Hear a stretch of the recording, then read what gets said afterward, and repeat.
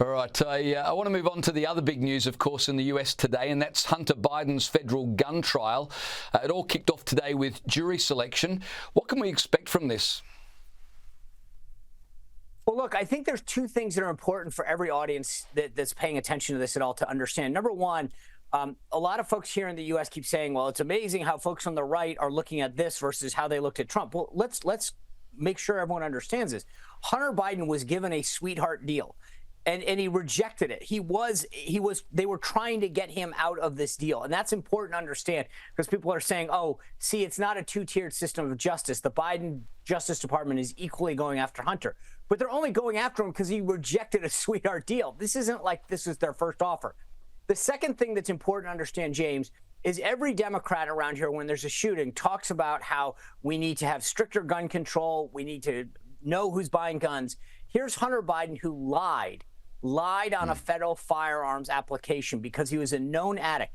How do I know that? How do you know that? How does anyone know? Because he wrote it in his own book. It should be a slam dunk case. He wrote about it in a book that he published talking about his struggles with addiction. That's unfortunately a very tough situation. I feel bad for him. But at the end of the day, you cannot have a firearm in the United States if you are addicted to drugs. And he admitted on the form that he wasn't. That's a lie. That's misleading the public. And it's something that Democrats rally against all the time. People falsifying applications to get firearms. And we need to be stricter and more controlling.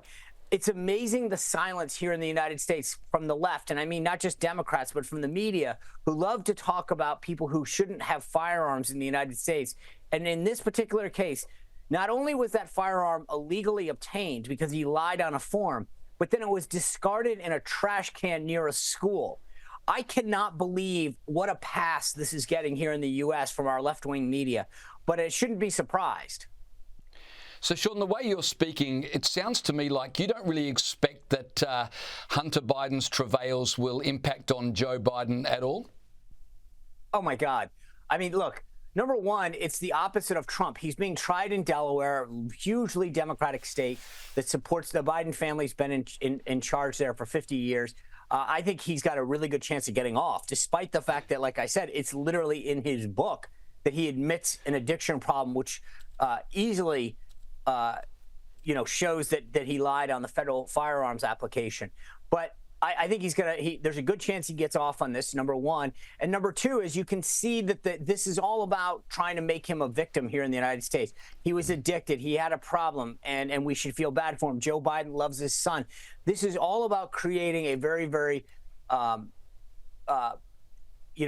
favorable environment to Hunter and the trials and tribulations he's going through.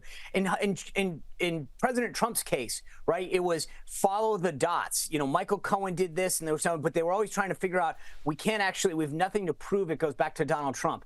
Here in Hunter Biden's case, there's no question about it. The evidence is there. Hunter himself admits to it. And yet I do think he's got a good chance of getting off because it's in Delaware. Amazing. All right, quickly talk to me about the fallout from Trump's criminal conviction. I've got a couple of rapid-fire questions for you on this.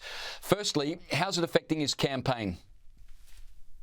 Well, look, he's raised over $70 million in the last, 72 hours, 96 hours. That's an unheard of, unprecedented number in politics. He raised over $140 million in the month of May. Any question about his ability to compete? But the big thing isn't just the dollars he raised, it's who's giving it. A lot of these people, a third of them, have never contributed before. So this is new people getting fired up and involved in this. I think the Democrats went way too far.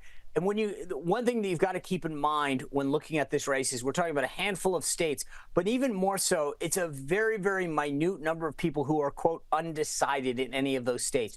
What this has done more than anything else, James, is harden the support among Trump's base. These people might have been supporting him in the past. Now they want a yard sign. They want to knock on doors. They want to make phone calls. They want to make another contribution. This has strengthened the resolve of so many of Trump's supporters, and frankly, a lot of people who might not have been with him, but see the weaponization and the lawfare that's been used against him.